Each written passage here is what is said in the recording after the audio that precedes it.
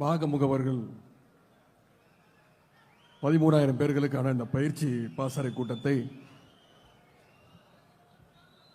ஒரு மாநாடு போல நடத்தி கொண்டிருக்கக்கூடிய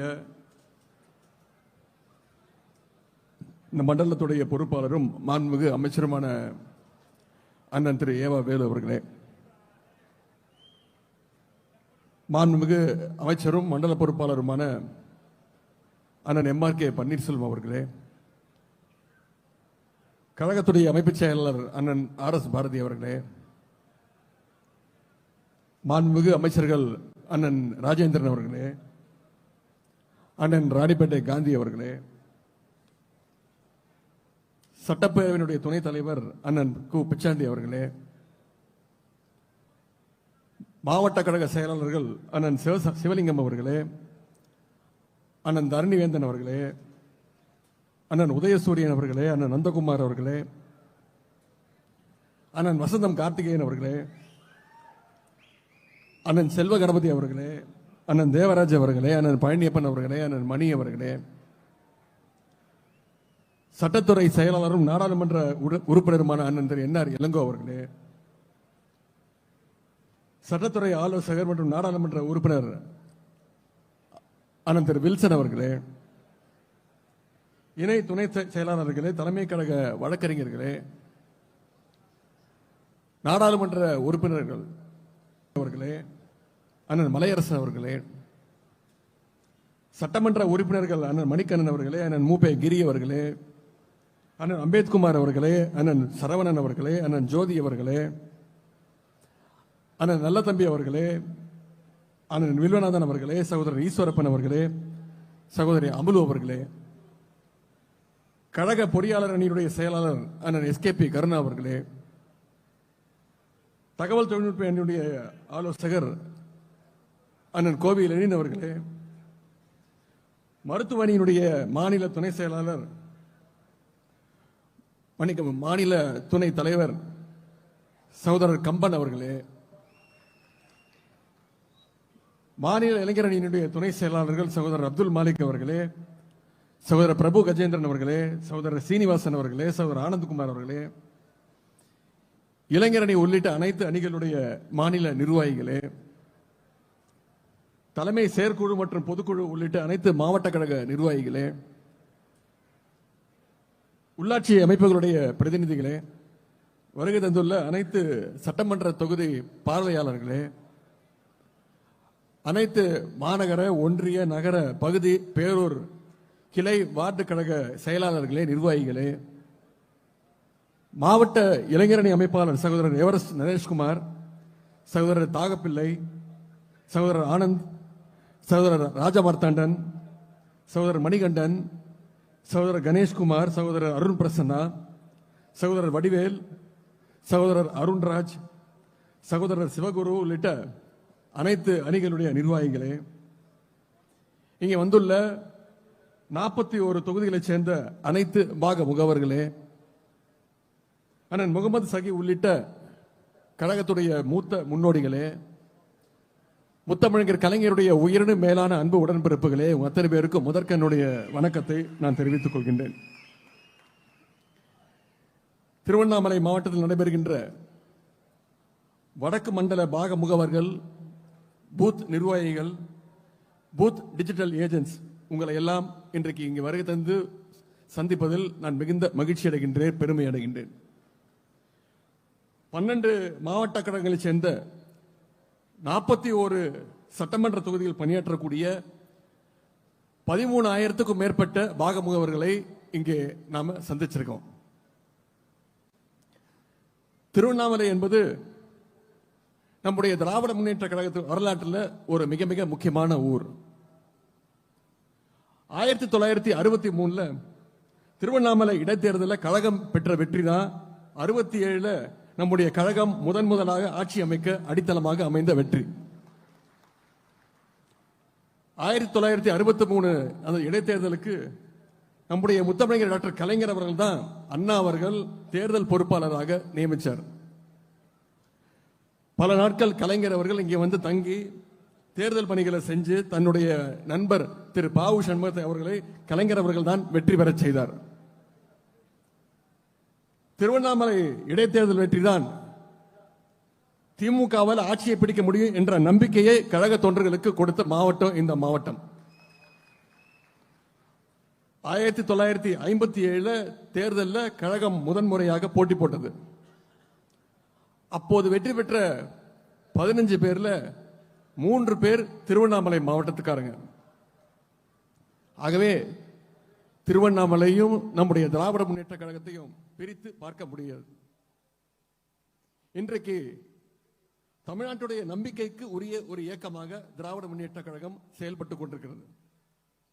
அன்றைக்கு திராவிட முன்னேற்ற கழகத்திற்கே நம்பிக்கை ஊட்டிய ஊராக இந்த திருவண்ணாமலை திகழ்ந்து கொண்டிருந்தது. அப்படிப்பட்ட பெருமையான இந்த திருவண்ணாமலை மாவட்டத்திற்கு வருகை தந்து உங்களை எல்லாம் சந்திப்பதில் எனக்கு கூடுதல் மகிழ்ச்சி.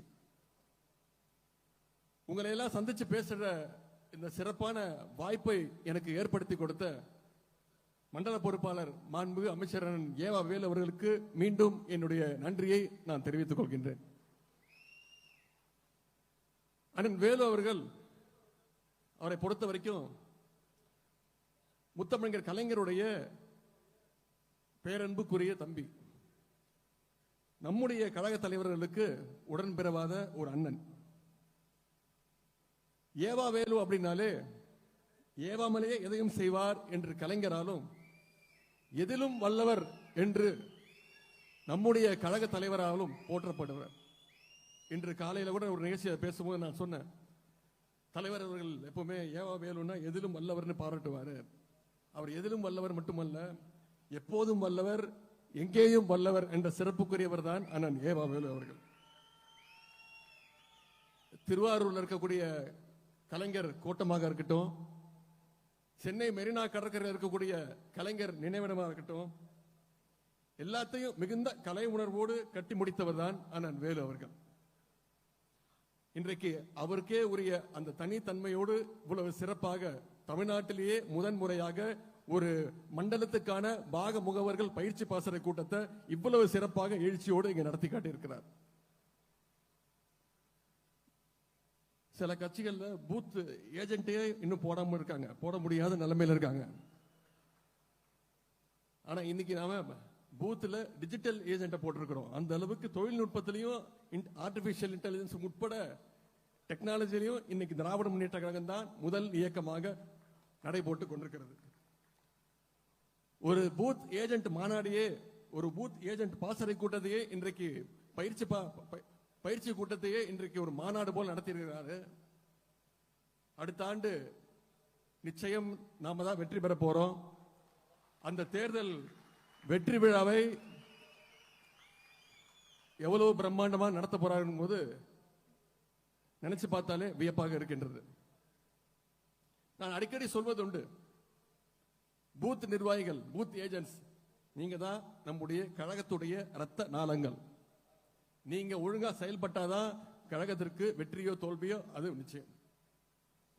கழகம் துடிப்போடும் வேகத்தோடும் செயல்படுவதற்கு பூத் நிர்வாகிகள் நீங்க தான் காரணம். இந்த பூத் பொறுப்பு என்பது ஒரு சாதாரணமான பொறுப்பு கிடையாது. முழுக்க முழுக்க திறமை உள்ளவர்கள் தான் இந்த பொறுப்புக்கு வர முடியும், வந்திருக்கிறீங்க. பல தேர்தலில் வேலை பார்த்த நீண்ட அனுபவம் உள்ள பூத் ஏஜென்ட்டுகள் இங்க நிறைய பேர் வந்திருக்கிறீங்க. உங்கள பலர் வாக்காளர் பட்டியலில் உள்ள பெயர்களை மனப்பாடமாக சொல்லக்கூடியவர்களாக அந்த திறமையை பெற்றிருப்பீங்க. உங்களுடைய அனுபவமும் உழைப்பும் தான் களத்தில் திமுகவை வலிமையான இயக்கமாக இன்றைக்கு இயக்கிக் கொண்டிருக்கிறது. எனவே உங்களுடைய பணி அடுத்த 8 மாதங்கள் மிக மிக முக்கியம். நம்முடைய அரசினுடைய திட்டங்களை, சாதனைகளை வீடு வீடா நீங்க கொண்டு போய் சேர்க்கணும், எடுத்து சொல்லணும். இன்றைக்கு நம்முடைய திராவிட மாடல் அரசு செயல்படுத்தியுள்ள திட்டங்களால இந்தியாவிலேயே வளர்கின்ற மாநிலங்கள்ல இன்னைக்கு தமிழ்நாடு நம்பர் 1 இடத்தை பிடிச்சிருக்குன்னா அதற்கு காரணம் நம்முடைய திராவிட மாடல் அரசும் நம்முடைய முதலமைச்சர் அவர்களும். ஒவ்வொரு அரசுக்கும் ஒரு ஸ்டைல் இருக்கும். உதாரணத்துக்கு பாத்தீங்கன்னா பாசிச பாஜக அரசு எடுத்துக்கிட்டீங்கன்னா பாசிச மாடல் அரசு அப்படின்னுவாங்க. கடந்த 10 ஆண்டு அதிமுக அரசு சொன்னீங்கன்னா அடிமை மாடல் அப்படின்னுவாங்க. நம்முடைய அரச நாம பெருமையா சொல்றோம் திராவிட மாடல் அரசு அப்படின்னு. நம்முடைய ஆட்சி அமைந்ததுமே நம்முடைய தலைவர் போட்ட முதல் கையெழுத்து மகளிருக்கான அந்த விடியல் பயண திட்டம். இந்த திட்டத்தின் மூலம் இன்னைக்கு இந்த 4 வருடங்கள்ல மட்டும் 730 கோடி பயணங்களை மகளிர் மேற்கொண்டிருக்கிறாங்க. அதுதான் அந்த திட்டத்துடைய வெற்றி. இது போல புதுமை பெண் அப்படின்ற திட்டம், பெண்கள் படிக்க வேண்டும், பள்ளிக்கூடம் படிச்சா பத்தாது, உயர்கல்வி படிக்கணும் அப்படிங்கறதுக்காக தலைவர் உருவாக்கின திட்டம் தான் புதுமை பெண் திட்டம். அரசு பள்ளியில படிச்சு எந்த காலேஜ்ல போய் சேர்ந்தாலும் உயர்கல்வி படிக்க அவங்களுடைய வங்கி கணக்குல மாதம் 1000 ரூபாய் கல்வி ஊக்கத்தொகை வழங்கப்படுகிறது. கிட்டத்தட்ட 8 லட்சம் மாணவ மாணவிகள் இந்த திட்டத்தின் மூலம் பயன்பெற்றிருக்கிறாங்க. முன்பெல்லாம் தாய்மார்கள் வீட்டுக்கு வேலைக்கு வெளில போற பெற்றோர்கள் காலைல எந்திரிச்சு குழந்தைய சீக்கிரம் ஸ்கூலுக்கு அனுப்பிச்சிருவாங்க, பசியோட அனுப்புவாங்க, சமைக்கிறதுக்கு நேரம் இருக்கு. ஆனா அந்த சிரமத்தை போக்கிட்டு வகையில் தான் நம்முடைய முதலமைச்சர் உருவாக்கின திட்டம் முதலமைச்சருடைய காலை உணவு திட்டம். இன்னைக்கு பெற்றோர்கள் குழந்தைகளை தைரியமா மகிழ்ச்சியா பள்ளிக்கூடத்துக்கு அனுப்புறாங்க. என் குழந்தையை பார்த்துக்கிறதுக்கு நம்முடைய திராவிட மாடல் அரசு இருக்கு, நம்முடைய முதலமைச்சர் இருக்கிறாரு. முதலமைச்சர் காலை உணவு திட்டத்தில் நல்ல தரமான உணவு வழங்கப்படுது. ஒவ்வொரு நாளும் 1ஆம் வகுப்பிலிருந்து 5ஆம் வகுப்பு வரை படிக்கக்கூடிய குழந்தைங்க 20 லட்சம் குழந்தைங்க இந்த முதலமைச்சர் காலை உணவு திட்டத்தின் மூலம் பயன்பெறாங்க. இன்னைக்கு ஒட்டுமொத்த இந்தியாவே திரும்பி பார்க்கிற ஒரு திட்டம்னா அதுதான் கலைஞர் மகளிர் உரிமை தொகை திட்டம். கடந்த 22 மாதங்களா நம்முடைய முதலமைச்சர் அவர்கள் தலைவர் அவர்கள் கொடுத்துட்டாரு.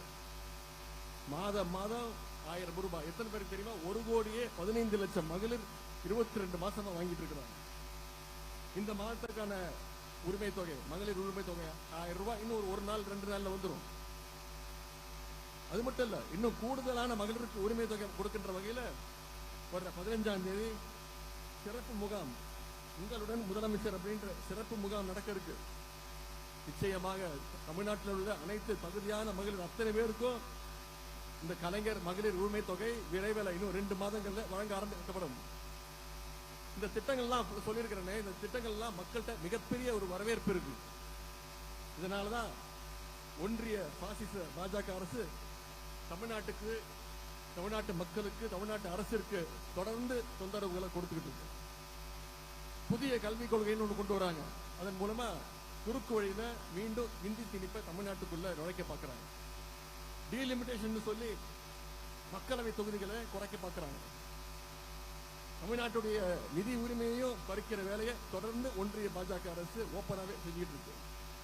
இதையெல்லாம் எதிர்த்து தமிழ்நாட்டில் குரல் கொடுக்கக்கூடிய ஒரே தலைவராக நம்முடைய தலைவர் அவர்கள், முதலமைச்சர் அவர்கள் குரல் கொடுத்துக்கிட்டு இருக்கிறார். இதையெல்லாம் மக்கள்கிட்ட நீங்க பிரச்சாரம் பண்ணணும். மீண்டும் திமுக ஆட்சி ஏன் வரணும், அடிமை அதிமுக பாஜக ஆட்சி வரக்கூடாது அப்படின்ற பிரச்சாரத்தை நீங்க மக்கள்கிட்ட கொண்டு போய் சேர்க்கணும். இதற்காக தான் தலைவர் அவர்கள் 10 நாட்களுக்கு முன்பு அறிவித்தார் ஒரு முன்னெடுப்பு.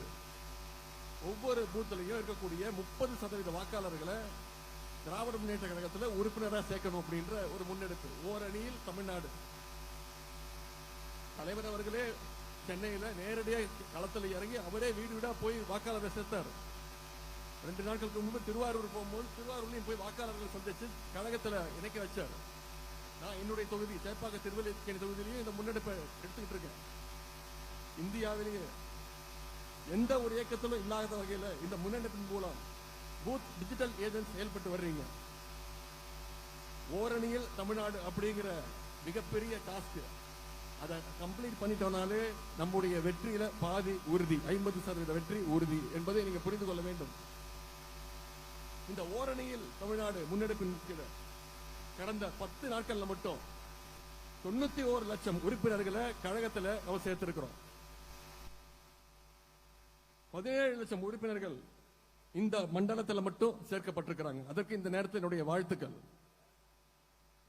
அண்ணன் வேலு அண்ணன் அவர்கள் பேசும்போது குறிப்பிட்டு சொன்னார், இன்னைக்கு தமிழ்நாட்டிலேயே 234 தொகுதியிலேயே அதிகமான உறுப்பினர் சேர்க்கை சேர்த்த அந்த சட்டமன்றம் இந்த ஜோன்ல வருது அப்படின்னு சொன்னார், இந்த மண்டலத்தில் வருது அப்படின்னு சொன்னார். அது எந்த தொகுதி தெரியுமா உங்களுக்கு? இந்த சட்டமன்ற தொகுதி ரிஷிவந்தியம்.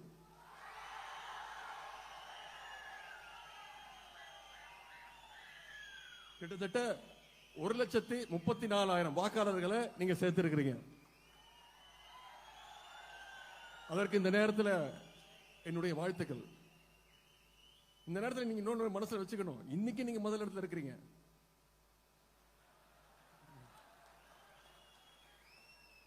இன்னும் 45 நாட்கள் இருக்கிறது. உங்களுக்குள்ளே அந்த போட்டி இருக்க வேண்டும். எங்க மாவட்டத்திலே நானா நீயான்னு பாத்துருவோம் அப்படின்னு அந்த போட்டி இருக்க வேண்டும். உங்க சோன்லயே என் மாவட்டமா உன் மாவட்டமா பாத்துடலாம் அப்படின்னு அந்த போட்டி இருக்க வேண்டும்.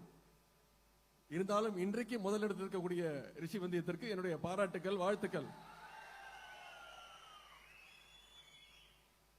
எந்த கட்சியாக இருந்தாலும், மாற்று கட்சியாக இருந்தாலும், எதிர்கட்சியாக இருந்தாலும், அவங்களுடைய வீட்டுக்கு சென்று அரசினுடைய சாதனைகளை, முதலமைச்சருடைய சாதனைகளை, உங்களுடைய மாவட்டத்தில் இருக்கக்கூடிய அரசு பணிகளை அந்த வாக்காளர்களுக்கு நீங்க எடுத்து சொல்ல வேண்டும். பாசிஸ்டுகளுடைய துரோகத்தை, அடிமைகளுடைய துரோகத்தை மக்களுக்கு நீங்க புரிய வைக்க வேண்டும். இதையெல்லாம் பார்த்துதான் நம்ம களத்தில் இறங்கி முன் வரிசையில தேர்தல் ரேஸ்ல யாராலையும் பிடிக்க முடியாத அளவுக்கு தூரத்தில் முதல் இடத்துல போயிட்டு இருக்கிறோம். இதெல்லாம் பார்த்துதான் நம்முடைய எதிர்கட்சி தலைவர் திரு எடப்பாடி பழனிசாமி அவர்களுக்கு பதட்டம் வந்துருச்சு. என்ன சொல்றாரு? நம்முடைய ஓரணியில் தமிழ்நாடு முன்னெடுப்ப அவர் கிண்டல் பண்றார், விமர்சனம் பண்றார். என்ன தெரியுமா சொல்லியிருக்கிறாரு? திமுக காரங்க தேர்தல் வந்தோடனே தமிழ்நாட்டு மக்களுடைய வீட்டு கதவை எல்லாம் போய் தட்டுறாங்க அப்படின்னு விமர்சனம் செஞ்சிருக்கிறார். நாம தமிழ்நாட்டு மக்களுடைய கதவுகளை உரிமையோட தட்டுறோம். உங்களை மாதிரி திரு எடப்பாடி பழனிசாமி அவர்கள் மாதிரி அமித்ஷா வீட்டு கதவையோ இல்ல கமலாலயம் வீட்டு கதவையோ திருட்டுத்தனமா போய் யாரும் தட்டல. மக்களுக்கு இந்த 4 வருஷத்துல பல பணிகளை செஞ்சு கொடுத்திருக்கிறோம். அந்த தைரியத்தோட போய் தட்டுறோம். ஏன்னா திமுக என்பது மக்கள் இயக்கம். மக்களிடம் செல், மக்களிடம் பழகு அப்படின்னு தான் நம்மளுக்கு பேரறிஞர் அண்ணா அவர்கள் கற்றுக் கொடுத்தார். கழகத்திற்கு மக்கள் கொடுக்கின்ற ஆதரவை பார்த்து திரு எடப்பாடி பழனிசாமி அவர்கள் என்னென்னமோ வளர்றார். 2 நாளைக்கு முன்னாடி ஒரு கூட்டத்தில் பேசுறாரு, திமுக காரன் யாராவது போன் நம்பர் கேட்டா கொடுத்துறாதீங்க. இதுதான் ஒரு எதிர்கட்சி தலைவருடைய பிரச்சாரம். தமிழ்நாட்டு மக்கள் நம்முடைய தலைவரை நோக்கி, திராவிட முன்னேற்ற கழகத்தை நோக்கி ஆதரவா நம்மளுடைய தமிழ்நாட்டு மக்கள் வர்றது பார்த்து அவருக்கு எரிச்சல் வருது. பாஜகவோடு இனி எந்த காலத்திலையும் கூட்டணி இல்லைன்னு சொல்லிட்டு அடுத்த மாசமே ஓடி ஒளிஞ்சு போய் 4 கார் மாறி போய் டெல்லியில போய் கள்ள கூட்டணி வச்சுட்டு வந்தவர் தான் திரு எடப்பாடி பழனிசாமி அவர்கள். இன்னைக்கு அது வெளில வந்துருச்சு. இன்னைக்கு ஒவ்வொரு நாளும் திரு அமித்ஷா அவர்கள் ஒரு நாள் சொல்றாரு கூட்டணி ஆட்சி தான் அப்படின்னு. திரு எடப்பாடி பழனிசாமி அடுத்த நாள் சொல்றாரு கிடையாது தனித்துவமான ஆட்சி தான் அப்படின்னு. இப்படி அவங்களுக்குள்ளேயே ஒரு ஒற்றுமை இல்லாத நிலைமை போய்கிட்டு இருக்கு. இன்னும் சொல்றேன், இவங்க 2 பேரும் போட்டி போட்டுக்கிட்டு இப்படி பண்ணிட்டு இருந்தாங்கன்னா தமிழ்நாட்டில் ஒரு தொகுதியில் கூட டெபாசிட்டை கூட வாங்காது அந்த கூட்டணி. இதெல்லாம் தமிழ்நாட்டு மக்கள் பார்த்துக்கிட்டு இருக்கிறாங்க. அண்ணா பேர்ல கட்சியை வச்சுக்கிட்டு சுயநலத்துக்காக அமித்ஷா கிட்ட மொத்தமா அடமானம் வச்சுக்கிட்டு எடப்பாடி பழனிசாமியை பார்த்து இன்னைக்கு ஒட்டுமொத்த தமிழ்நாட்டு மக்கள் சிரிக்கிறாங்க.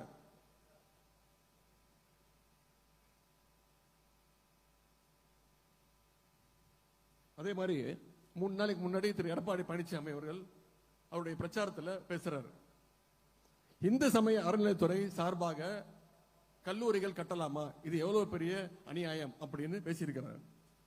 கோவில் நிதியில ஏழை எளிய பிள்ளைகள் படிக்க கல்லூரி தொடங்கினா திரு எடப்பாடி பழனிசாமி அவர்களுக்கு ஏன் கோபம் வருது? இந்து சமய அறநிலையத்துறையே இருக்கக்கூடாதுன்னு சொல்ற பாஜகவோட கூட்டணி வச்சதுனால இன்னைக்கு எடப்பாடி பழனிசாமி அவர்களும் ஒரு முழு சங்கியா மாறி இருக்காரு. இன்னைக்கு அவருடைய பேச்சுக்கு மக்கள் மத்தியில மிகப்பெரிய எதிர்ப்பு வந்ததுனால நான் அப்படி பேசல இப்படி பேசலன்னு மழுப்பிட்டு இருக்கிறார். அவர் பிரச்சாரத்தை ஆரம்பிக்கும் பொழுது வெள்ளை வேட்டி வெள்ளை சட்டையோட தான் ஆரம்பிச்சார். ஆனா இன்னைக்கு முழுசா காவி சாயத்தோடு இருக்கிறார் திரு எடப்பாடி பழனிசாமி அவர்கள். இனிமே அதை மூடி மறைச்சு எந்த பயனும் கிடையாது. எடப்பாடி பழனிசாமி அவர்களே, நீங்க தமிழ்நாட்டுக்குள்ள பாஜகவுக்கு பாதை போட்டு கொடுக்கலாம்னு பாக்குறீங்க. உங்களை தமிழ்நாட்டு மக்கள் அதற்கு நிச்சயம் என்றைக்கும் அதற்கு அனுமதிக்க மாட்டாங்க. உங்களுடைய அந்த எண்ணத்தை கருப்பு சிவப்பு வேட்டி கட்டிய எங்களுடைய திராவிட முன்னேற்ற கழக உடன்பிறப்புகள் நிச்சயம் விடமாட்டார்கள். தமிழ்நாட்டு மக்கள் ஓரணியில் நின்று அடிமைகளையும் பாசிஸ்டுகளையும் வீழ்த்த போவது உறுதி. அதற்கான பணிகள்ல பூத் கமிட்டி நிர்வாகிகள் நீங்க ஒவ்வொருத்தரும் கவனத்தோடு களம் இறங்கணும், ஈடுபடணும்.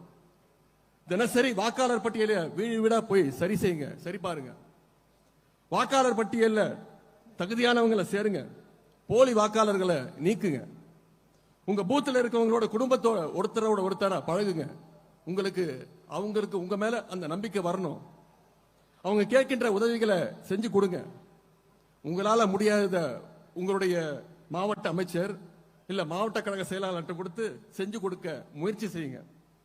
2026 கழக அணி 200க்கும் அதிகமான தொகுதிகளில் வெல்லும்னு நம்முடைய தலைவர் அவர்கள் நமக்கு ஒரு இலக்கு கொடுத்திருக்கிறாங்க, டார்கெட் பிக்ஸ் பண்ணி கொடுத்திருக்கிறாங்க. உங்க மேல இருக்கக்கூடிய நம்பிக்கையில தான் தலைவர் அந்த முடிவு எடுத்தாங்க.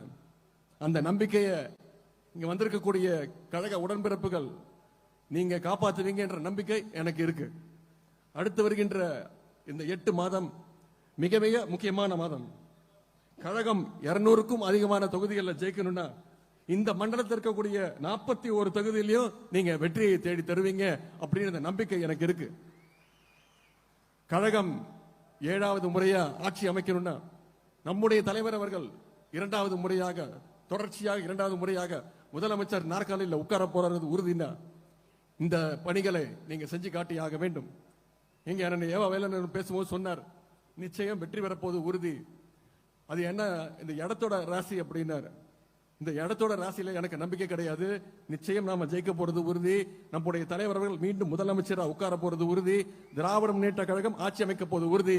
நான் எந்த நம்பிக்கையில சொல்றேன்னா, இங்க வந்திருக்கக்கூடிய உடன்பிறப்புகள், களப்பணியாளர்கள், உங்க மேல இருக்கக்கூடிய அந்த நம்பிக்கையில நான் அந்த சொல்றேன். எனவே மீண்டும் இந்த சிறப்பான வாய்ப்பை அளித்த அண்ணன் ஏவா வேலு அவர்களுக்கு மீண்டும் என்னுடைய நன்றியை தெரிவித்து, வெல்வோம் 200 படைப்போம் வரலாறு என்று கூறிக்கொண்டு வாய்ப்புக்கு நன்றி கூறி விடைபெறுகின்றேன். நன்றி, வணக்கம்.